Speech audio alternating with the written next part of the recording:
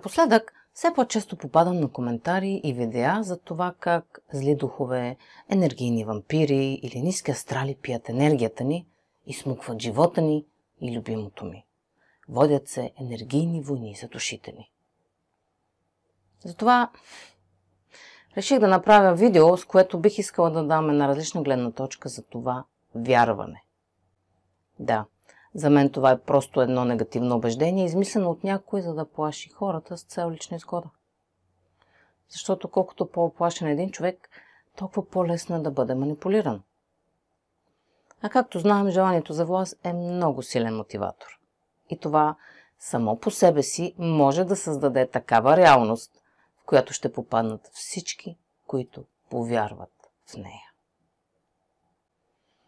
Само че това да искаш да манипулираш хората около теб е черта на хора, които са неуверени в себе си, в своите сили и чрез добиване на власт в различни сфери от живота им, те се опитват да повишат самооценката си и да се чувстват по-значими. И така, по същество, има ли такова нещо като зли сили и ниски астрали, които изпиват енергията ни? Според Башар, а аз му вярвам напълно, технически такова нещо е невъзможно, защото всеки един от нас живее в своята собствена реалност. И ние не взаимодействаме директно с другите. Ние взаимодействаме с версиите им, които ние самите създаваме в своята реалност. И обратното. Ако някой иска да взаимодейства с теб, този човек създава твоя версия в неговата си реалност.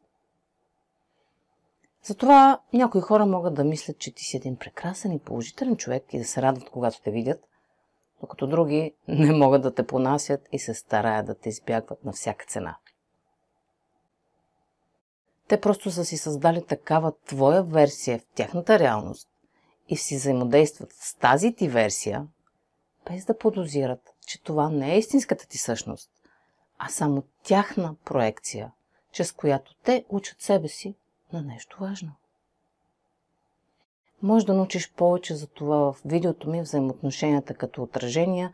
Ще поставя линк под това видео.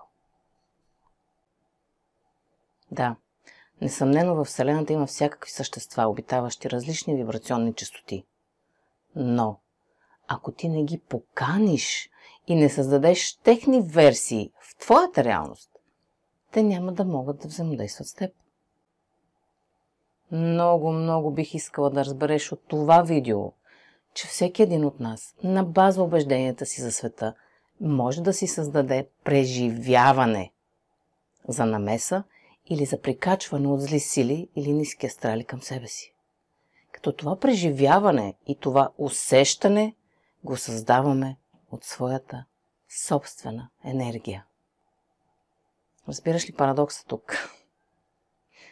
Може да научиш повече за това как механизмът зад убежденията влияе на реалността ни в това мое видео. С други думи, ако ти вярваш в черни магии, зли духове, ниски астрали, негативни сценарии и външни намеси, точно такива преживявания ще имаш, защото тогава ти резонираш на вибрационна честота, на която тези събития или същества съществуват. И обратното. Когато си позитивно настроен и вярваш, че живееш в добронамерена вселена, като излъчваш любов и я споделяш с околните, ти автоматично се настройваш на вибрационна честота, на която негативни събития не могат да виреят. По законите на физиката, вибрационни честоти, които не са сходни една с друга, се отблъскват, а такива, които са в резонанс, се привличат. Може да научиш повече за вибрациите тук. Или казано по друг начин, ако си на вибрационната честота на любовта, никакви ниски астрали и външни намеси не могат да ти се случат, защото от вибрационна гледна точка ти ще си несъвместим с тях. Така че, ако ти вярваш в такива неща, първо разбери кой ти каза, че това е така и второ, защо избираш да вярваш в това? И ако сега си казваш, а ти пък откъде знаеш, че това не е така? Сега ще ти споделя свой опит.